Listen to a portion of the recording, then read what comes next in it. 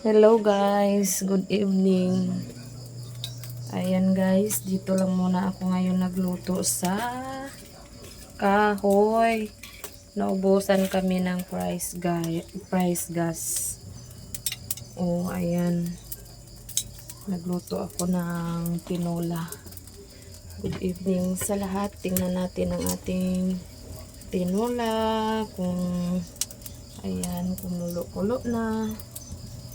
Tapos tikman natin kung ayan tama na ba siya sa timpla. Kahoy lang muna sa ngayon guys. Dito lang ako nagsaing at saka nagluto ng ulam. Naubusan kami ng price gas.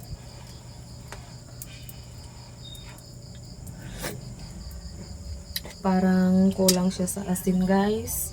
Kuha muna ako ng asin saglit ha. Ito guys ang asin.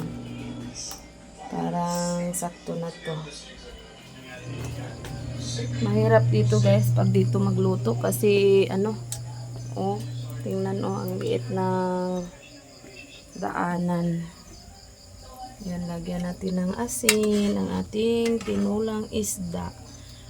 Galunggong po ito guys.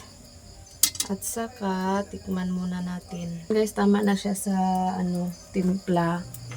Kunin muna natin itong malunggay. Ayan. Malunggay, napakasarap sa tinula.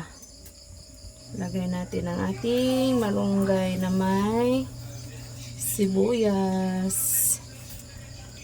Malalaki ang dahon ng ating malunggay guys. Kaya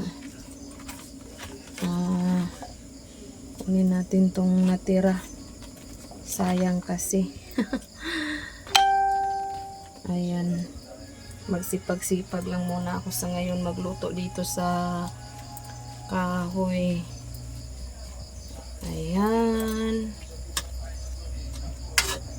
Madali lang maluto tong malunggay guys kasi ang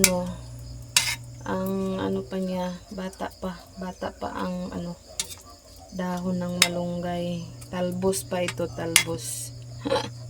Hindi tayo marunong magtagalog guys, pasensya na ha.